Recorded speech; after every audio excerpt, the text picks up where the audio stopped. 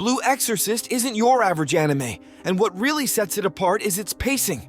Unlike some shows that rush through the plot, Blue Exorcist takes its time, letting us immerse ourselves in the world, understand the characters, and feel the weight of their choices.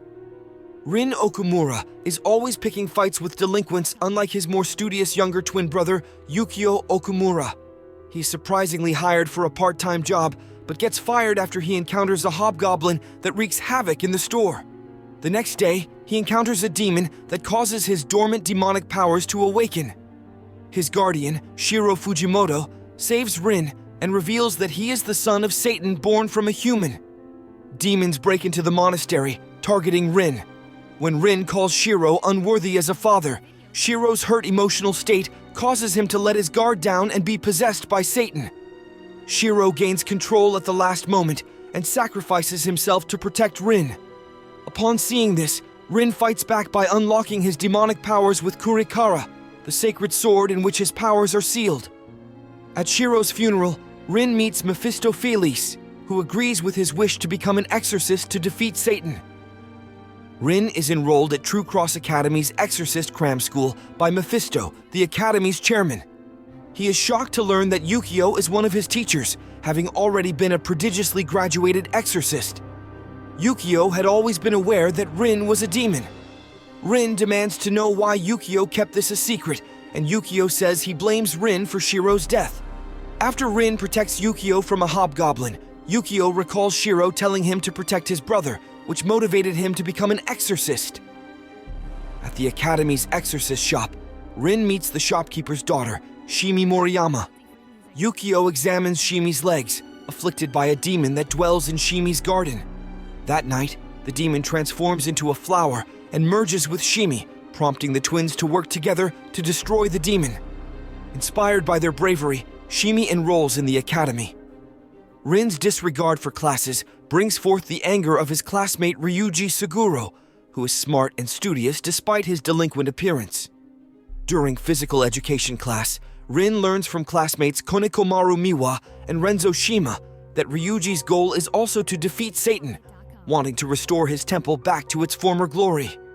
After Ryuji provokes a Reaper demon in the class, Rin steps in and saves him. Due to a crowded lunch line and expensive cuisine menu, Rin and Yukio talk to Mephisto about meal plans, but he is not much help. The brothers go grocery shopping with Yukio's salary, and Rin cooks lunch for them both. However, when their meals go missing, Mephisto explains that his familiar, Ukobach, is responsible for cooking their meals and dislikes it when anyone else uses the kitchen. Rin and Ukobach engage in a cooking battle and become friends in the result of a draw. The class must attend a week-long boot camp in preparation for their exam to qualify as an esquire, which is an exorcist candidate. Igor Neuhaus, a teacher, teaches the class how to summon familiars. Shimi is eager to befriend Izumo Kamiki, but Izumo takes advantage of Shimi. When Izumo's best friend, Paku, is attacked by a Nibirius, a type of ghoul, Izumo summons her white fox familiars, but they turn against her due to her fear. Shimi protects Paku, while the twins deal with the Nibirius. After an argument arises between Ryuji and Izumo, Yukio punishes the whole class. After Yukio leaves for a mission, the students are attacked by the Nibirius from yesterday, which splits in half. Rin tries to lead the first ghoul away from the others, leaving it up to Ryuji and the others to work together against the second ghoul. Rin learns that the Nibirius was sent by Neuhaus, who wanted to confirm that he is the son of Satan. After the incident, Izumo thanks Shimi for saving her during the attack. Mephisto reveals to the students that the ghoul attack was actually the Esquire exam, and how they dealt with the threat will count as part of their evaluation. Yukio confronts Neuhaus about forcing Rin to use his demonic powers. That night, Yukio realizes Neuhaus will try to kill Rin, and the brothers face him. Neuhaus reveals that he is a survivor of the Blue Night, the night when Satan slaughtered every exorcist at the temple where Ryuji is from. Mephisto promotes the students as esquires, and they all celebrate the occasion. Rin accompanies Yukio on a mission. The threat is Kuro, a Katsita familiar owned by Shiro, who has gone berserk after hearing that his master has died. Kuro was a guardian deity, but turned into a demon after the shrine was demolished. Shiro was the only exorcist able to calm him down without hurting him. Rin confronts Kuro with the same mentality, calms him down, and becomes his new guardian. Yukio gives Kuro Silver Vinesake, a special present Shiro had left for him. Rin, Izumo, and Renzo are sent for their first mission as esquires to a coastal town, where they meet a boy named Yohei. The town has been afflicted by a kraken. Yohei reveals that his father set out to face the kraken 6 months before and is still missing. Yohei believes that it killed his father. When the kraken appears, Yohei attacks it but is saved by Rin. Yohei's father then appears, still alive, and explains that the kraken is a good demon. Mephisto's amusement park is haunted by a child ghost, so the esquires are tasked to look for him. Rin encounters Amaimon, his and Mephisto's younger half-brother, who forces him to fight. Rin loses control and goes haywire, almost putting Shimi in danger. One of the quieter esquires defends Rin, causing Amaimon to retreat. This esquire exposes herself to be not a student, but a high-level exorcist, Shura Kirigakure. Shura had been a former apprentice of Shiro, and posed as one of Rin's classmates because she was tasked to investigate his connection with Satan. Shiro had requested Shura to look after Rin should something happen to him. With orders to kill him if his connection is proven true, she is divided between fulfilling her duty and keeping Shiro's request. Her doubts are cleared when she discovers that Rin loved Shiro as his father, and Shiro was actually raising him as a son, not a weapon against Satan. At the start of summer vacation, the class must take part in a 3-day drill. Rin remembers Shiro and is happy he has finally found friends. The class must find peg lanterns hidden in the forest and return with them.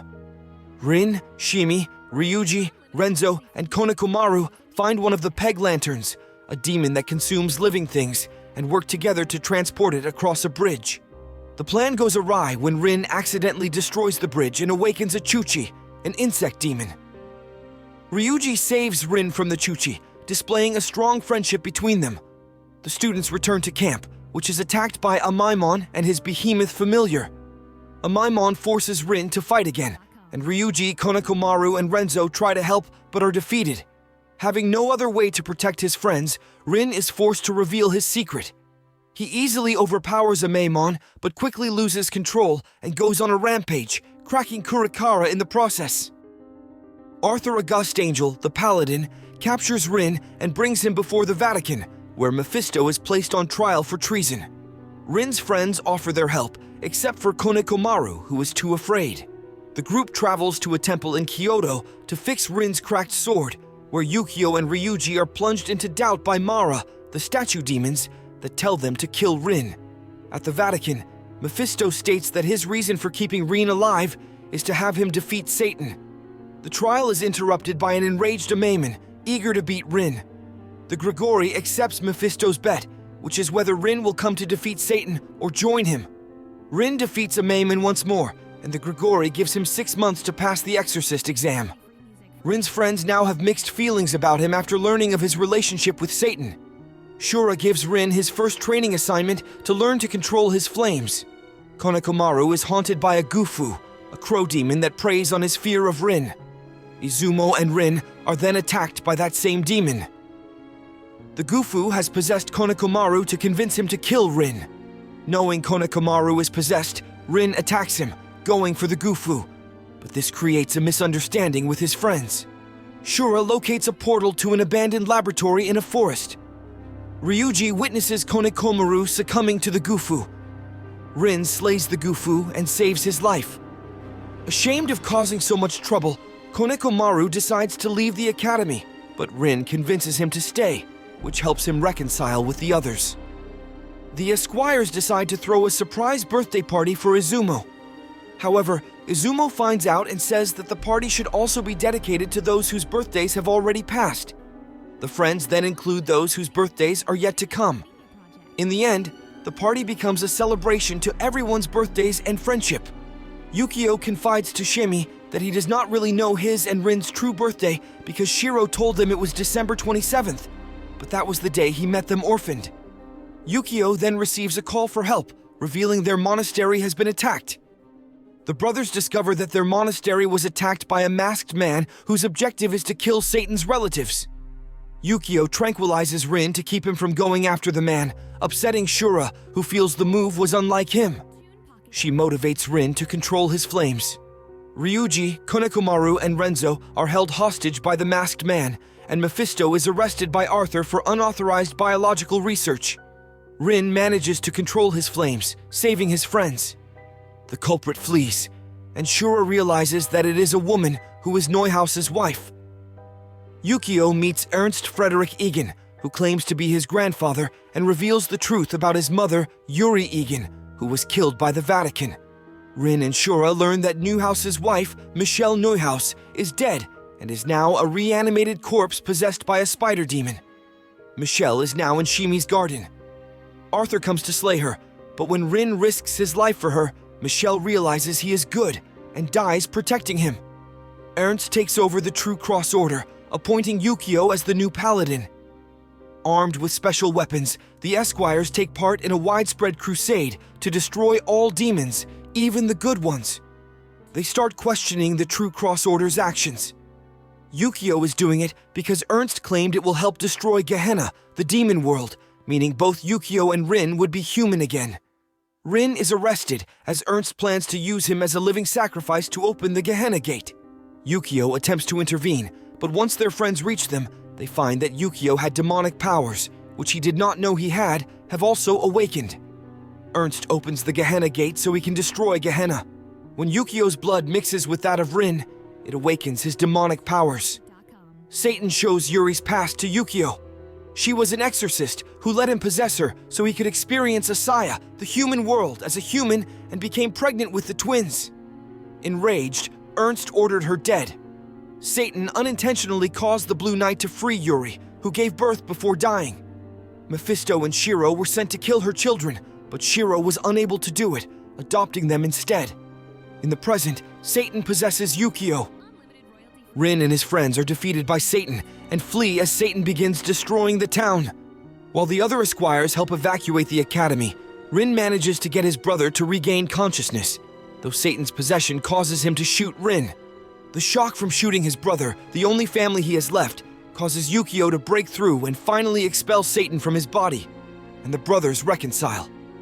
Hordes of demons come through the Gehenna Gate, torturing everyone until the Esquires come up with a plan to open a gate to the Vatican, where it is daytime, and reflect the sunlight from there back to the Academy, where it is nighttime, to weaken the monsters. Rin and Yukio seize this opportunity and combine their demonic powers, destroying the Gehenna Gate. 1 month later, things are back to normal at True Cross Academy, and the twins pay a visit to their mother's grave before returning to their duties as exorcists. Our favorite demon-slaying hero, Rin Okumura, is up for another action-packed day in True Cross City. But of course, things don't start smoothly. Rin oversleeps, setting the stage for chaos and adventure. Now, let's rewind the clock to centuries ago, where a demon manipulated a small village, causing chaos and loss. An exorcist, our hero in the past, arrives to seal the demon and restore peace. Fast forward to the present day, and True Cross Campus Town is gearing up for a festival that only happens every 11 years. Rin, along with his brother Yukio and the ex-wire Shimi, embarks on a mission to confront a malevolent phantom train. Yukio's meticulous plan takes an unexpected turn, courtesy of Rin and Shimi, leading to a chaotic rampage and the discovery of a shattered shrine. Rin, Yukio, and Shimi find themselves on a mission to exorcise the phantom train, which spirals out of control after Rin and Shimi's attempt to save trapped ghosts. The aftermath reveals a demon on the loose, the adorable yet troubled Usamaro. As Rin befriends Usamaro, we learn of his heartbreaking origin. Once a benevolent kami, Usamaro turned into a demon after being betrayed and abandoned by the villagers he cared for. His power erased their painful memories, replacing them with artificial happiness. With Usamaro under the care of Rin, the town is soon infested with demons. Rin discovers Usamaro's power, realizing he's the same demon from a tale his father, Shiro Fujimoto, shared when they were children. In a poignant moment, Rin helps Usamaro understand the value of memories, even the painful ones. Despite their friendship, Usamaro's promise not to use his power crumbles under the weight of the demonic chaos during the festival. Usamaro, now part of Rin's makeshift family, decides to sacrifice himself to end the demon-infested chaos. Though forgotten by everyone else, Rin vows never to forget Usamaro and promises to visit his temple. Blue Exorcist Season 2, known as the Kyoto Saga, finally came after a 6-year wait. Unlike the latter part of the first season, Kyoto Saga sticks closely to the manga source material. If you're new to the series, stop at episode 16 of Season 1 and then start with Season 2. Rin, our main character, gets involved in a mission with Shura and Yukio to recover the left eye of the Impure King, a stolen demon relic. They find out that Saburota Todo, an exorcist in charge of the vault, has been possessed by a demon. A team is sent to Kyoto to investigate the attempted theft of the right eye of the Impure King. Tensions rise among the team as they discover the truth about Rin. After hearing that there was an attempt to steal the left eye's sister relic, the right eye of the Impure King, in Kyoto, the Order sends a team there to investigate, including Shura, Yukio, and the Esquires, who are in conflict after learning the truth about Rin. The Esquires arrive at Kyoto, and Ryuji, Konokomaru, and Renzo take the opportunity to reunite with their families, while Rin and the others tend to the exorcists of the Myoda sect, who got wounded guarding the right eye of the Impure King. In the occasion, Rin meets Ryuji's father, and learns that Ryuji is resentful of him, as despite being the leader of the Myoda sect, he is not respected by the others, as he relegated his duties since the sect joined the True Cross Order. Meanwhile, Todo, with the left eye of the Impure King replacing his own, contacts his mole inside the sect, planning another attempt to steal the right eye. The Myoda sect has an emergency meeting to discuss the failed attempt to steal the right eye of the Impure King, and discover who among them is the traitor collaborating with Todo. In the occasion, suspicions were raised towards two of the sect's exorcists, Renzo's older brother Juzo and Mamushi, as they were present at the scene and were Todo's students in the past. But the head priest, who did not attend the meeting, was counted as a suspect as well, much to Ryuji's anger. As the plot unfolds, Rin faces challenges in controlling his flames and reconciling with friends. The traitor is revealed, but the right eye is stolen. Chaos ensues, and Rin's adopted father, Shiro Fujimoto, is connected to the Myoda sect through a letter from Tatsuma Suguro. Shiro Fujimoto encountered Tatsuma Suguro while trying to take the demonic sword, Kurikara. Tatsuma's letter reveals the circumstances of how the sword, which is the Myoda sect's main object of worship, came to Rin. The Impure King has been revived. In his letter, Tatsuma asks Rin to use the Koma sword to fight, but will that even be possible? And to make matters worse, Mephisto suddenly appears with the news that Rin has been sentenced to death. Miasma spreads through the streets as the exorcists begin to counter the Impure King's growth. Rin leaves with the other students to find Tatsuma. Yukio is on the front lines, unaware his brother has left his cell when he notices something strange. "You despise your brother, don't you?" Yukio is shaken as Todo tells him to admit his true feelings. Yukio reflects on the thoughts he's had since an early age. Meanwhile, Suguro has inherited the Guha-En, and with it, he and Rin head to the Sporangium. The Sporangium has finally burst, revealing the Impure King. Assaulted by the miasma, Suguro barely maintains the barrier, and every passing moment brings him closer to his limit. Rin questions why he can't draw his sword, even when backed into a corner. Rin finally manages to draw the demon sword. Shura tells him to win a place for yourself in this world. However, there doesn't seem to be a way to stop the Impure King's overwhelming growth. And if Suguro's strength fails, the barrier will collapse. With the Impure King threat resolved, the blue flame in the night sky marks a significant turning point. The aftermath sees those affected by the incidents moving forward in their lives. The characters reflect on the challenges they faced, and a sense of closure descends upon the story. As Blue Exorcist Season 2 draws to a close, you're now equipped with a comprehensive understanding of the events that unfolded in the anime series. This thorough recap ensures that you're fully prepared for the highly anticipated Season 3, set to premiere on January 6th, 2024. Get ready for more thrilling adventures and surprises as the Blue Exorcist saga continues its captivating journey.